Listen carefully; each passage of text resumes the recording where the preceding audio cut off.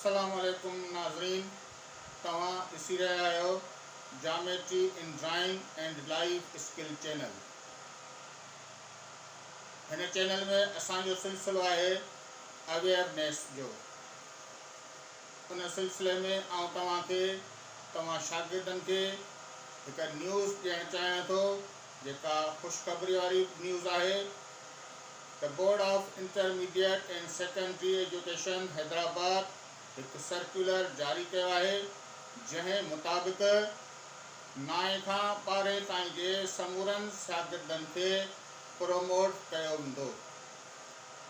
ऐं उन सां गॾोगॾु हिकु ॿी ॻाल्हि जी बि वज़ाहत कई वई आहे त जिन शागिर्दनि 11 ऐं 12 में अञा ताईं फार्म भरे न सघिया आहिनि, पेंडिंग में आहिनि फार्म उन्हनि जा, त उहे फार्म जल्द खां जल्द भरीनि। ऐं उन जी लास्ट डेट आहे 19/7/2020, 19 जुलाई उन जी लास्ट डेट आहे।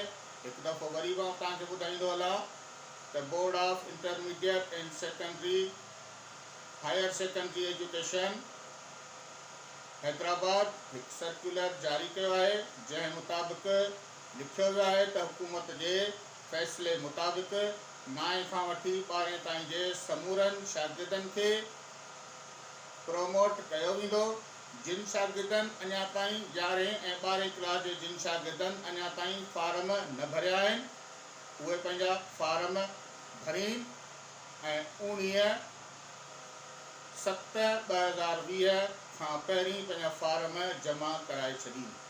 पंहिंजे वास्तेदार कॉलेज खां राब्तो करियो, फार्म वसूल करियो ऐं रेगुलर प्राइवेट शागिर्द पंहिंजा फार्म वधि खां वधि भरीनि ऐं हिन सुनहरी मौक़े मां फ़ाइदो हासिलु कनि। महिरबानी। हीअ हिकु नई न्यूज़ हुई जेका अॼु मूंखे मिली, मूं तव्हां ताईं पहुचाई। इंशाअल्लाह जेके बि ॿियूं न्यूज़ हूंदियूं तव्हां ताईं आउं पहुचाईंदो रहंदुसि।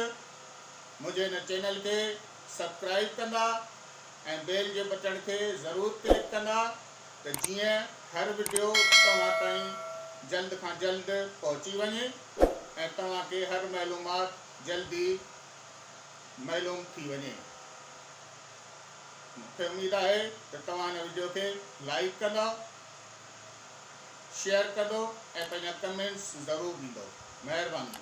अल्लाह हाफ़िज़।